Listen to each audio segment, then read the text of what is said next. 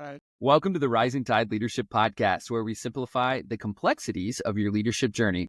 I'm Scott, and joining me is our go-to leadership guru, Dr. Michael David Morales, known to many as Mo.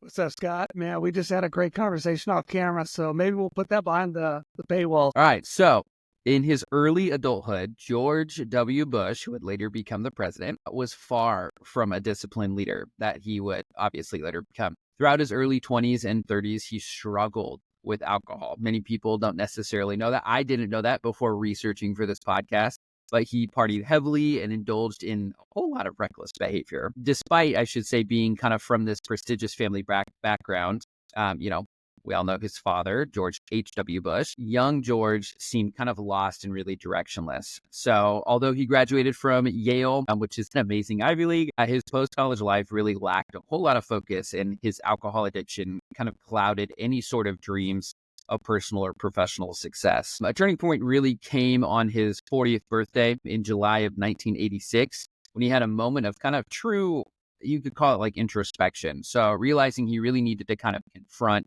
his alcoholism. So he reached kind of this breaking point, or reached his rock bottom. So he went to an AA meeting and started to really kind of make his journey towards sobriety. And all of this is talked about in his memoir, Decision Point, which is a great book. I highly recommend everybody pick it up. But in that book, he really reflects on confronting his addiction and how it really was a moment of reckoning for him that ultimately led kind of to this dream, so to say, of redemption. He was able to build kind of a new beginning and kind of build off of that personal transformation. So today, many of us know the name and recognize the name George W. Bush. I mean, he was the president during 9/11, led us through that, was the reason that we went into Iraq and Afghanistan.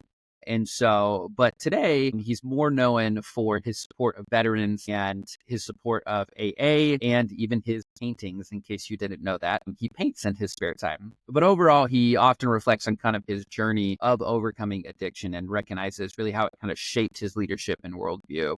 So his views as far as his recovery goes are kind of key to him becoming a better person, a leader, and really show that people can truly transform their lives kind of no matter where they're at.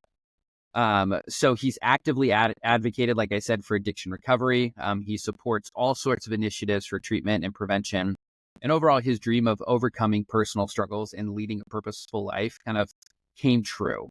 So not really through his political power, which most of us would kind of assume that, he was able to do this because he was from almost a political dynasty, really, if you look at his family. But really that kind of dream and that fruition of that dream came through personal redemption, family, and service to others. So regardless of what your views are on his presidency, the man himself, an amazing man, amazing life story of just kind of overcoming that addiction. And it really all started with this dream that he had. And today we're going to talk about kind of the idea of dreams versus goals and how the two are different yet so interconnected.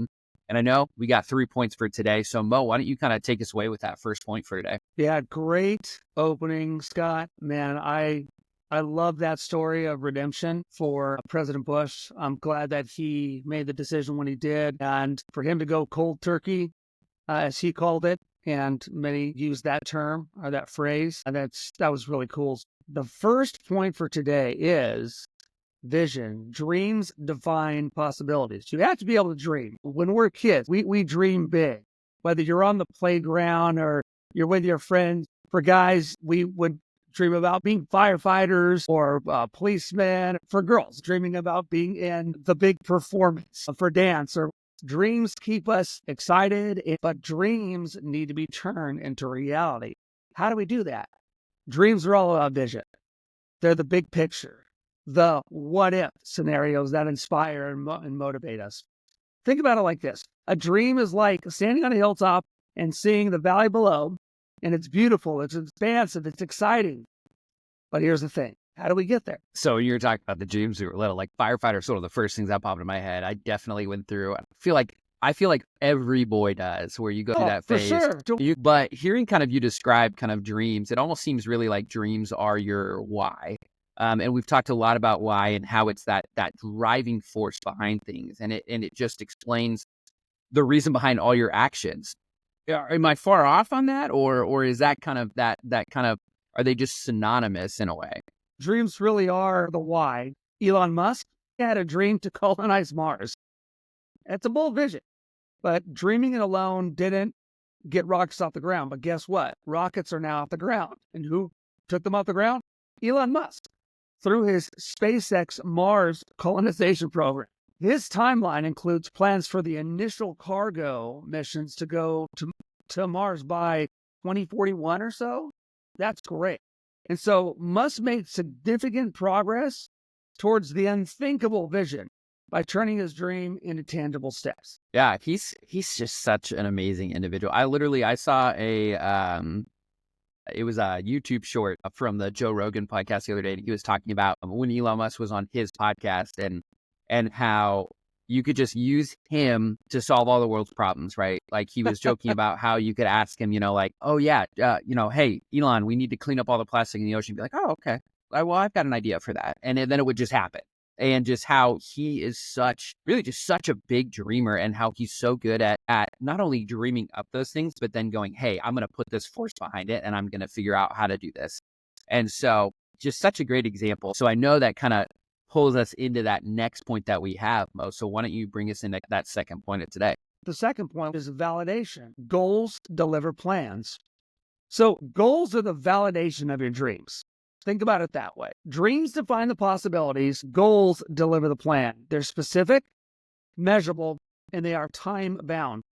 So my question to our leaders today is, are you doing those things? Are you being specific about your goals? Are you measurable?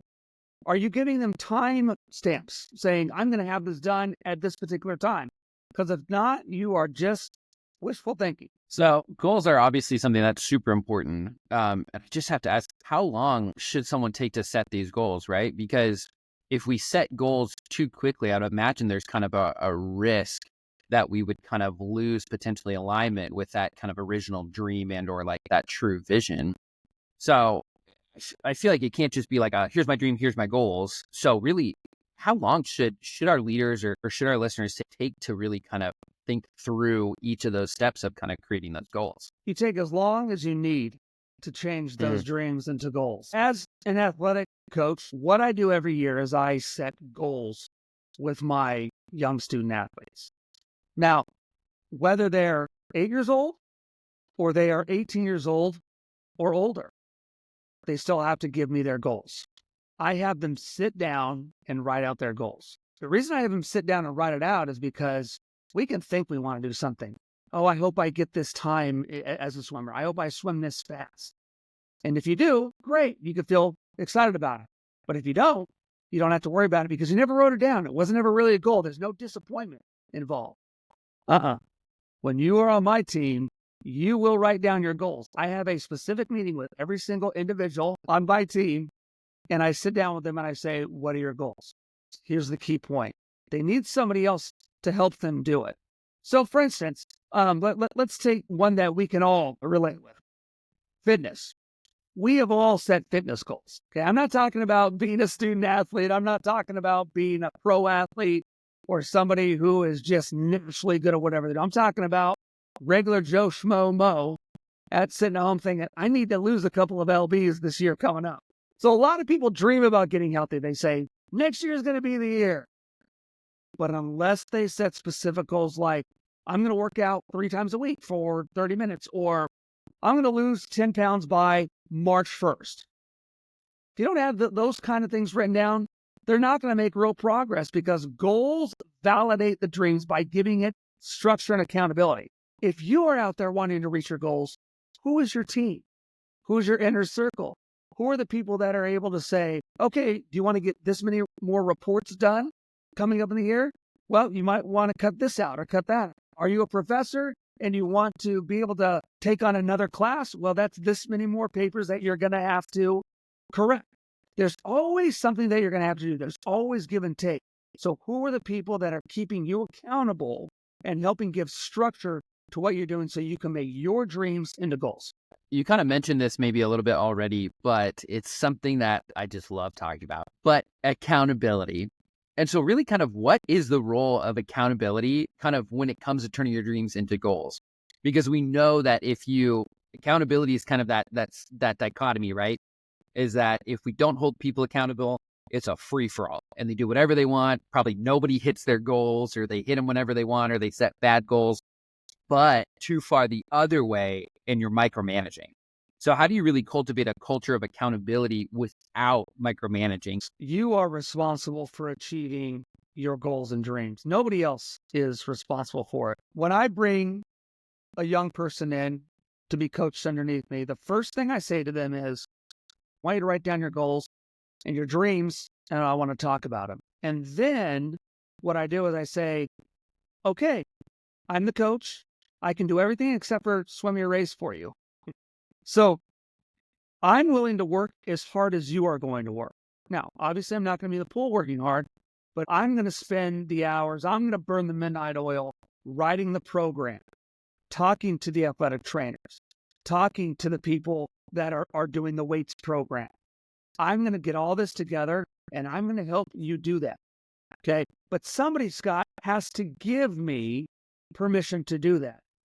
So if you're thinking about your goals and your dreams and you really want to do that and bring that structure and accountability to your life, are you partnering up? Because the strategy is to find an accountability partner who can check you with regularity. It's got to be all the time. It can't be, well, Scott, I want to lose 10 pounds by March 1st. I'm going to check in with you on February 25th.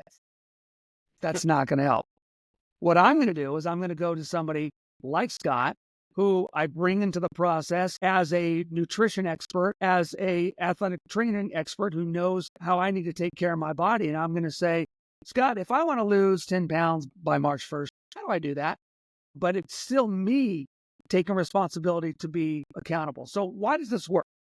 Because sharing your goals with somebody else is going to increase the commitment. Whenever you wanted to do something in your life, it's easy to keep it to yourself. It doesn't become real until you tell somebody else about it. Do you have somebody that you trust? It's not going to be the same people for every goal. If you have leadership goals, you want to talk to men and women who are leaders. If you have fitness goals, you want to have people that in your life that know about nutrition and fitness. If it's something for work, you probably want to partner up with somebody at your work or at least in the same industry. Because if you're in the welding industry, I can weld at my house. I'm not very good at it. But you're not going to want me to be somebody who helps you with those goals because I'm not going to know what to ask. I don't know anything about it. If you fix fax machines for a living and you want to be better at that, I don't know much about that. You need somebody in the industry. So are you partnering with the right people? Yeah, I feel like finding someone to fix fax machines is rare these days. That's why it's so important.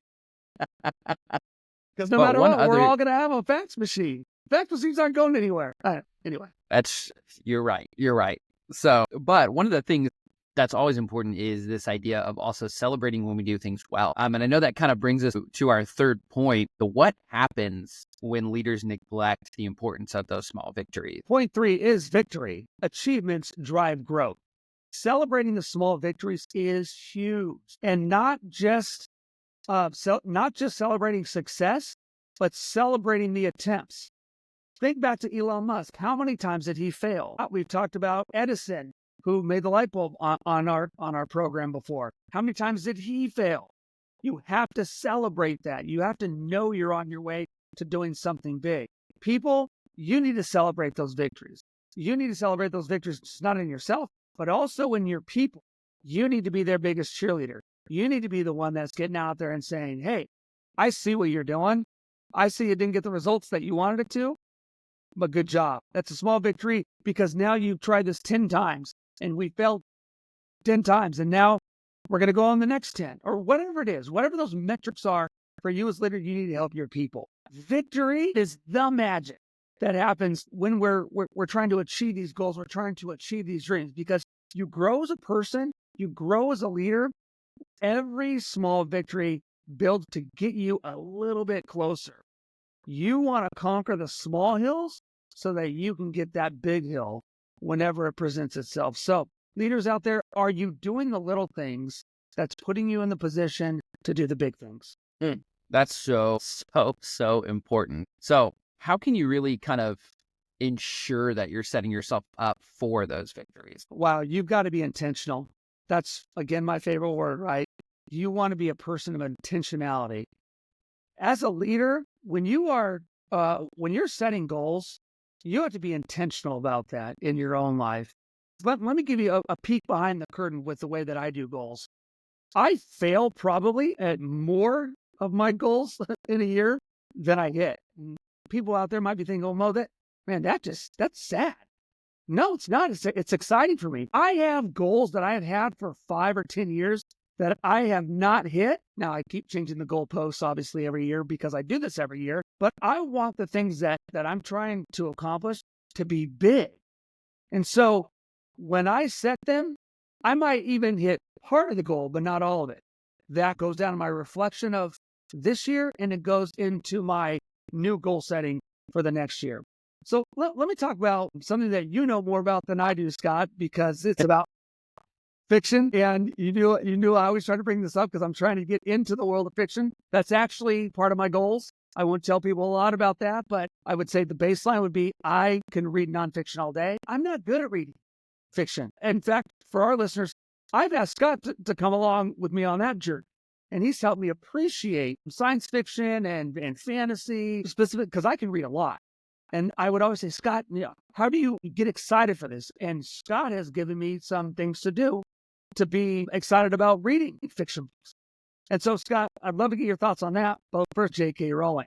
Her dream was to become a successful author. She set a goal to write every day, even during challenging times. She was a single mother. She was on welfare.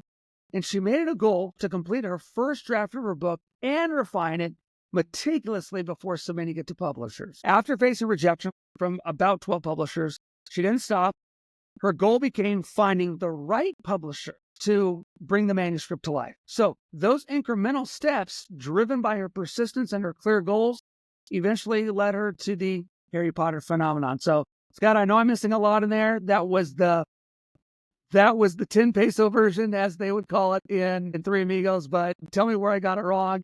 I mean, you got most of it right, like the gist of it, except maybe it's some of the nice little details. But yeah, she did struggle for a long time trying to get those books published and got rejection after rejection, but just kept persevering and kept pushing toward that final goal. So it wasn't so much as she didn't look at those rejections as like a defeat, more so like, okay, I just need to restructure my goal and I need to refigure out how these goals can actually become, in a way, smarter, for using that SMART goal acronym. And so, yeah, you got it right for the most part there. And man, sucks to be those publishers that turned her down, right? Because that has just turned into one of the biggest franchises as far as kind of that world of fantasy goes. So I can't think of another book series within the last who knows how many years. I mean, you even take like the Twilight phenomenon, right? Like that kind of came out at the same time. And don't ask me questions about Twilight. I've never read a single book.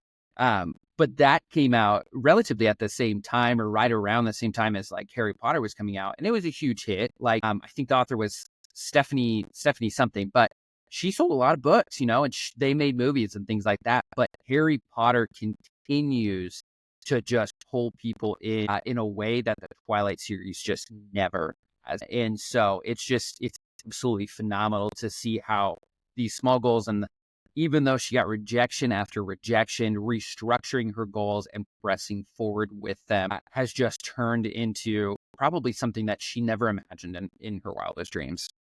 So let me ask you this, Scott. For somebody like J.K. Rowling, what was it? Because you've read the series. I've seen some of the movies. You've read the books, I think, more than once. Yeah. And you can appreciate them. You appreciate her writing. You've read a lot of fiction. And being a fiction writer, it's a whole different animal. It's a whole different talent. So what is it that made her stand out? I think one of the hardest things that fantasy authors, and I mean, even science fiction, not all fiction writers, but specifically science fiction and fantasy that I can think of right now, I think one of the hardest things that they have to come up with is not just a plot line. It's not just, oh, here's my main character, here's this. It's an entire world. And no, we had seen plenty of fantasy and science fiction novels, right, that delve into space and a space colony and things like that. And we'd seen those, like, if you think about like C.S. Lewis Chronicles of Narnia, or you think about the Tolkien series, The Lord of the Rings, like they had to create a universe. It wasn't just like, here's these characters that move in this story. It was like, oh, here's, this character and here's their background. And J.K. Rowling had to do the exact same thing. and she's still doing it to this day. So there's an official Harry Potter website called Pottermore, and she continues to release background on things, or if you look that a few years ago, they released new movie and they were called the Fantastic Beast Stories that took place in the United States. She created an entire wizarding world within the United States that included a school like Hogwarts, that included a Ministry of Magic. Like, she had to create this entire world, not just like, oh, here's Harry, here's his best friend Ron, here's his other best friend Hermione, and here's the adventures. It's like, no, I had to create background. Here's a minor character, here's their background. And it's just, that's the thing that pulls you into good fantasy, because there's plenty of fantasy out there that is not awesome, or plenty of science fiction or plenty of fiction in general. But the idea that someone can create an entire universe that not just skims the surface of that universe, but that can take you deep into the background is just, it's an amazing feat to be able to do. And especially for someone like J.K. Rowling, who was a single mom and was trying to raise kids, but created this entire universe just on her own, out of just the abyss that it's her head. Her brain just thought of this entire universe, and it's absolutely phenomenal. Man, I think we found our next series. Mo reads and watches the Harry Potter series. Thanks for shedding that light. Yeah, 100%. So Mo, before we kind of sign off for today, before you get me going on too much fantasy and science fiction, Mo, you got any final thoughts for us today? If you want to get Scott going to start talking about his fantasy books, I'm telling you, I can listen to it forever. Scott, you need to write your own book. I'm just saying, you got to write it. So, for the audience, our takeaway is simple. Dreams are your why. Goals are your how. Victories are the what. Leaders, as you prepare this new year, take some time to dream big. Then break those dreams up into actionable goals. Celebrate all the small victories along the way. That's how you move from possibilities to progress. Do these small steps, and you're going to have a great year. Absolutely great way to finish. So a big thanks to all our listeners for tuning in. If you guys enjoyed today's episode, please rate, review, and subscribe. Connect with us on Instagram, Facebook, YouTube, and on our website, rtclc.com. We got a great newsletter that goes out that is free to sign up for. We promise that when you put that email in, we do not bombard you with any emails. It is a once a month newsletter. So commit to it. It'll help you along that leadership journey. Until next time, lead with purpose and stay authentic.